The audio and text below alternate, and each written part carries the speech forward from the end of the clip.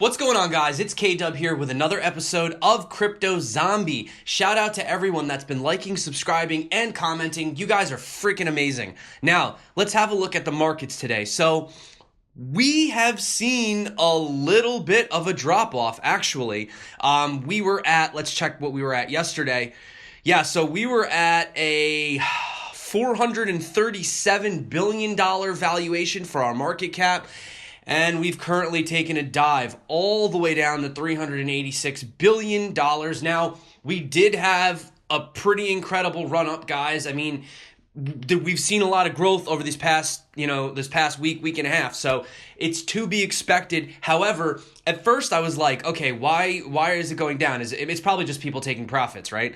But then I realized that there's kind of been a little bit of that minor uncertainty now. I mean, so let's talk about what's going on. So OKX has halted ERC-20 deposits following a discovery of a critical Ethereum smart contract bug. So they say that the exchange confirmed that the bug, called batch overflow, was allowing malicious parties to generate an extremely large amount of tokens and deposit them into normal addresses. To protect public interest, we have decided to suspend the deposits of all ERC-20 tokens until the bug is fixed. The exchange has contacted the affected token teams to conduct investigation and take necessary measures to prevent the attack. It adds, while customer deposits already sent will be credited once the situation has normalized. So that was basically just where it got started, okay?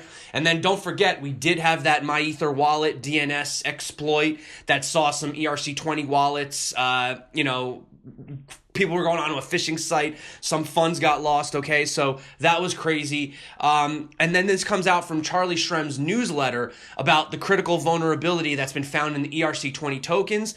So he says that, ERC-20 tokens on the Ethereum platform that would allow an attacker. So we went over this. So this was originally discovered with Smart Mesh Token, or SMT.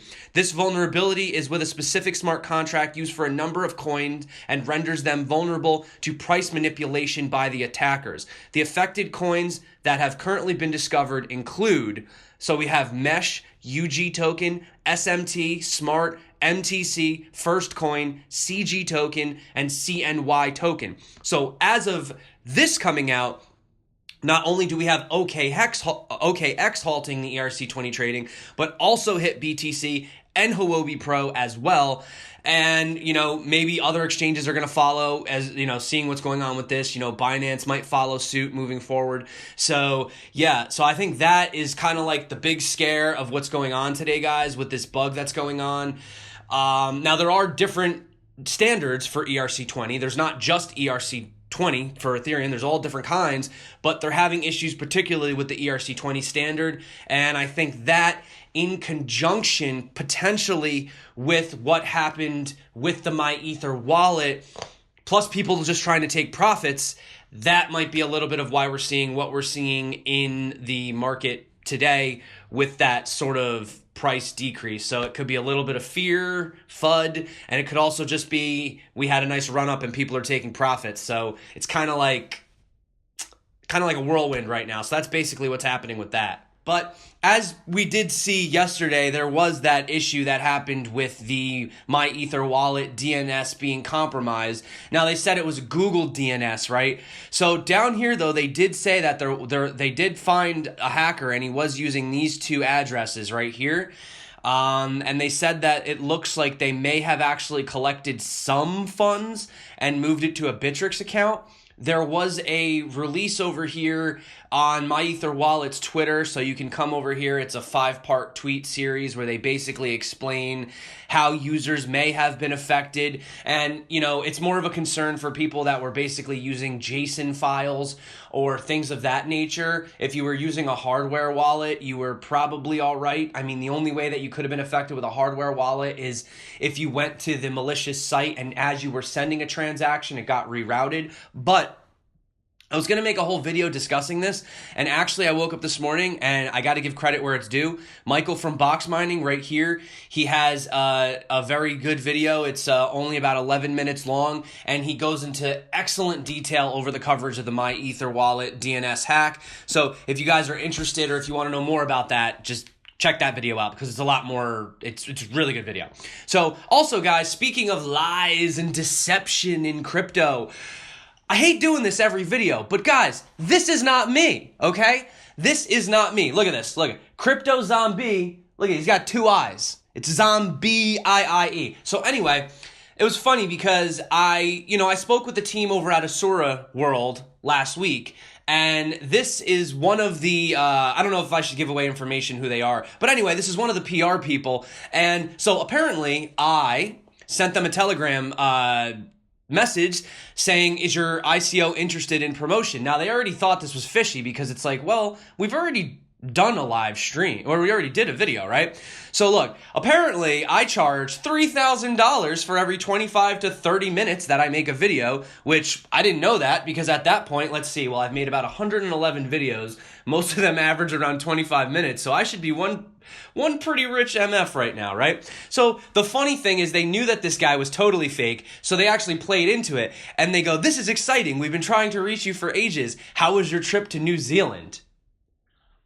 Boom, shebang, gotcha, bitch. I didn't go to New Zealand. I went to Philippines. If you're going to try to pretend to be me, you should at least have, you should at least know where the hell I was last week or the week before, okay? So anyway, that's not me. Moving on. I hate talking about these freaking things. So guys, enough. Anyway, Binance. Binance, guys, I'm on Reddit. It's like Binance. I'm on Bitcoin Talk. Binance. I'm on my Telegram group. Binance. There's so much going on with Binance right now. So let's talk about it. First is that the venture capital firm Sequoia is actually suing CZ, if you guys don't know, he's the CEO of Binance, for allegedly breaching an exclusivity agreement during negotiations for an investment deal which broke down last year. So citing the high court's documents, Bloomberg reports that CZ and Sequoia began negotiating terms in August of 2017 for 11% stake investment in Binance at a proposed valuation of $80 million. The talks continued as Bitcoin's trading price soared to $20,000, at which CZ's negotiators broke off talks, considering the deal undervalued to the exchange. Okay, I mean, I probably is undervalued at this point. So, in previous interviews with Bloomberg, CZ has claimed his personal fortune is worth as much as $2 billion, but declined to request to prove his wealth and grant access to Binance's financial statements. He also reportedly said that Binance does not need investment from VC investment firms and is only interested in partnerships if doing so would help the exchange to secure operating licenses from regulators. So, that's the first bit of news, right? What else do we have going on? Oh, I want to get, hold on. There we go. Got to get the guy sweeping, all right, for dramatic effect. So you guys might have heard, real quick, Binance has basically come out with this feature called Dust, right? So Dust essentially is those tiny little leftover small amounts of coins that you have that you can't really trade because it's way too low. So I don't know about you, but I've traded on Bittrex, Hit BTC, costs, all these different exchanges, Cryptopia, right? And on all of these exchanges, I have like a little bit, like $1, like $3 that are like left on the exchange, right? So Binance has this button now. You just push it and it just takes it and it essentially sweeps it all up and it puts it all into BNB token, which is really awesome because up until this point, there was no way to really consolidate any of these. They just sat there. So really cool. They still charge you a fee. So see, they're smart. They're smart. You still get charged a fee. And then, of course, you transfer it to BNB. So if you do want to then transfer that into Bitcoin and Ethereum, you're paying another fee. So it was actually really brilliant on their part because you actually get to consolidate all your small portions, but they also get little extra fees. I like the way you think, CZ. I like the way you think. Also, we have Changelly partnering with Binance. So yeah, this article's pretty long. I'm not going to go into it all. But basically, in a nutshell, this is good because Binance has an excellent selection of coins, okay? And Changelly, by partnering with them, will now have access to Binance's huge array of very highly sought-after tokens, right? So the good thing is that some people don't like using exchanges. I know that you guys think that that's because we use exchanges. A lot of us use exchanges, but there are many new people to crypto that do not want to exchange their money. They want to just buy right off of Coinbase And then if they want something else, they just want to kind of exchange for market price, but they don't want to go through all the hassle, right? I used to do that when I first got into crypto. I had my Exodus wallet, and I remember when I first bought EOS, I just used that, right? I just used that function. Now they use Shapeshift. So I had done this a lot in the beginning. I was kind of like afraid to use exchanges when I first got started. So I think that this is really, really awesome moving forward. It's going to definitely help provide definitely more liquidity for Changelly. And yeah, I mean, Binance, they're still going to get their service fees. You know, they're still getting their cut. So it's a win-win for everybody. What else is going on with Binance Coin, guys? So, Mobile Coin, yes, Mobile Coin, a new privacy-centered cryptocurrency, announced that Binance Labs will lead a 30 million round of fundraising for the project. The blockchain technology incubator associated with the Binance cryptocurrency exchange is leading a $30 million round of investment, mostly using Bitcoin and Ethereum. And the new cryptocurrency could enjoy priority consideration for being listed on Binance as per the relationship. So Mobile Coin will be using the Stellar consensus protocol in order to synchronize to the coin's network and assure scalability and speed, while the end product will be integrated into mobile messaging apps. Binance Lab had this to say: a mobile-first, user-friendly cryptocurrency like Mobile Coin plays a critical role in driving mainstream cryptocurrency adoption. The Mobile Coin team and Binance Labs share a common vision, and we are proud to be a supporter of what they are doing. So that's more news coming out of Binance. But wait, there's more. That's right, guys. That's right. CZ, the CEO of Binance, bringing thousands of jobs to Uganda. Say what now? So, according to this tweet, CZ says that he has partnered with Crypto Savannah, an African blockchain innovation hub based in Uganda. Aggie Konde, the CEO of Misingi, and Helen Hay, CEO of Made in Africa Foundation. If I botched any of those words, sorry guys, I'm not exactly the best with that. However, each organization in its own way contributes in actively pursuing the building of infrastructure and industry within Africa in order to support a currently thriving economy. And then he says, expect more news on Africa soon. So it's going to be exciting to see how they're going to be embracing the fourth industrial revolution, as they put it, for Uganda. The importance of cryptocurrency adoption within African nations can't be understated, okay? The continent has struggled to build the appropriate infrastructure that would enable basic levels of banking. For example, just a few years ago, you had 66% of the sub-Saharan Africans not even having access to a bank, all right? So, my goodness, guys, that is a lot of Binance. That's like, today's like Binance Day, right? Today's just the day of Binance. So let's talk about some other crypto news, though. I know you guys want to hear about some coins and stuff. So here we go.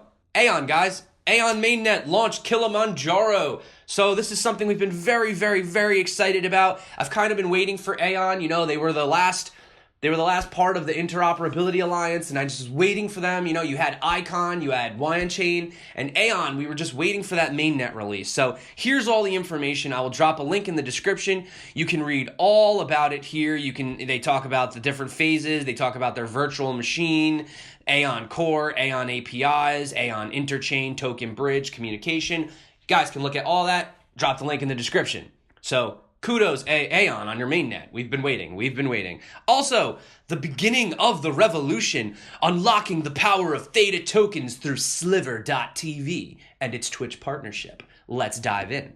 So, in the coming months, everyone who wins Tilted Trivia on Twitch, or even participates, will be able to claim Theta Tokens through the Sliver.tv site. They say, we will be offering up to 1.1 million Theta Tokens each month.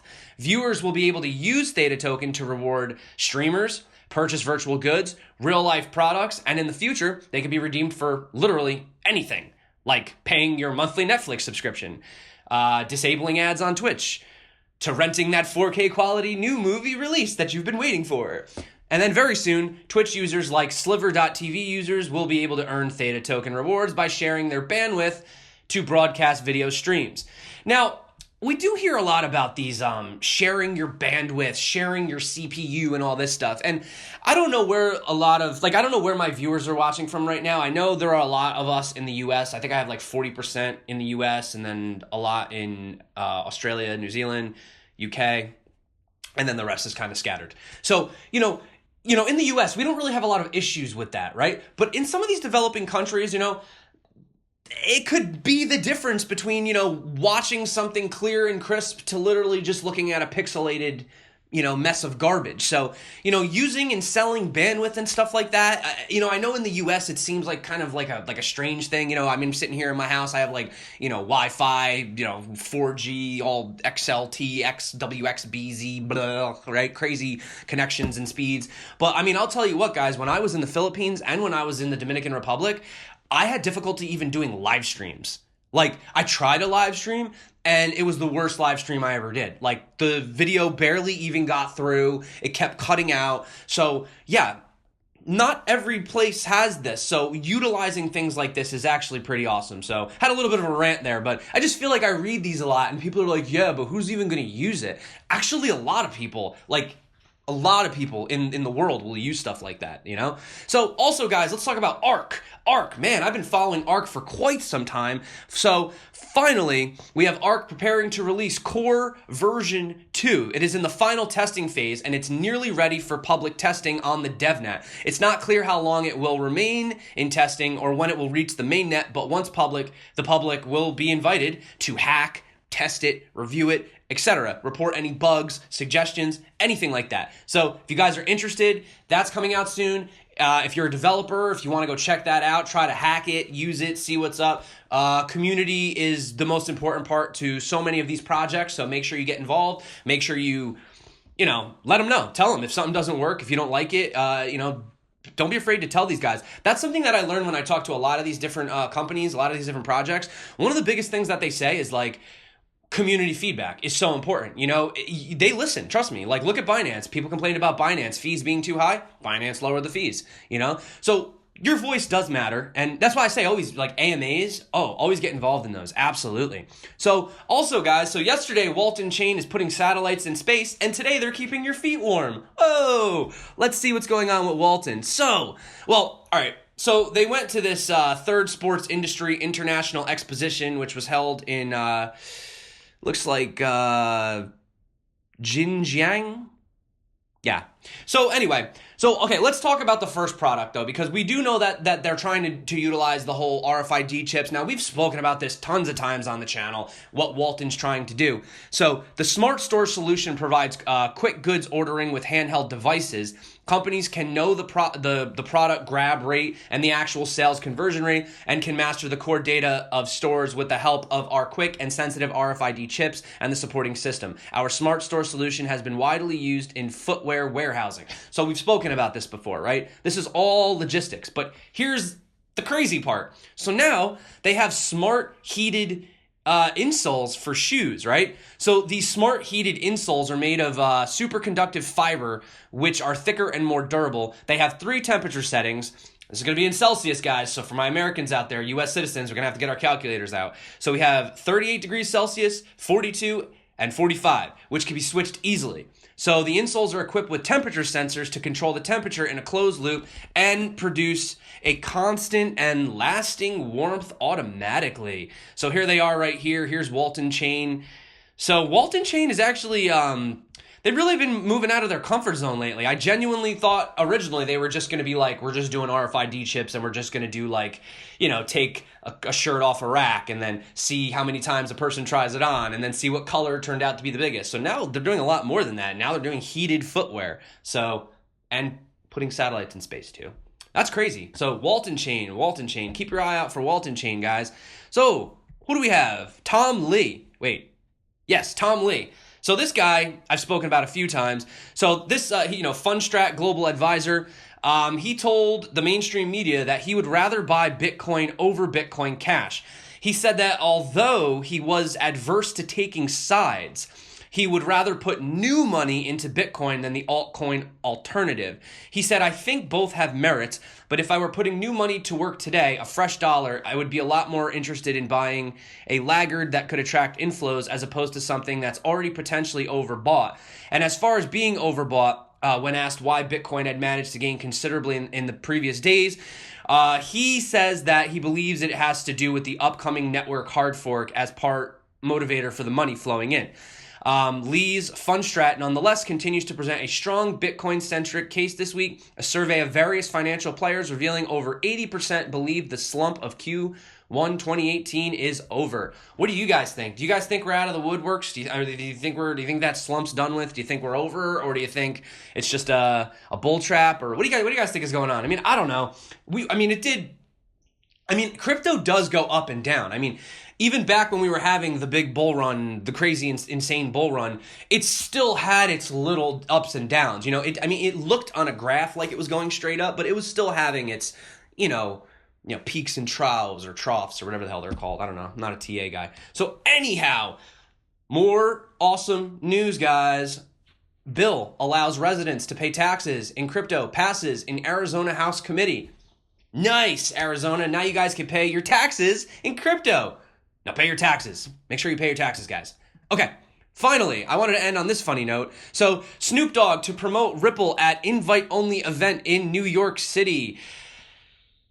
Yeah, I don't really have anything else to say about that, except for why. Why? Why, Snoop, why? All right, guys, so that being said, it's Wednesday, and we are still headed in the general trajectory to the moon. So I'm not going anywhere, guys, and I want to say thank you so much for coming back to my channel. You guys are amazing. My name is K-Dub. This is Crypto Zombie. Until next time, stay crypto, and peace out.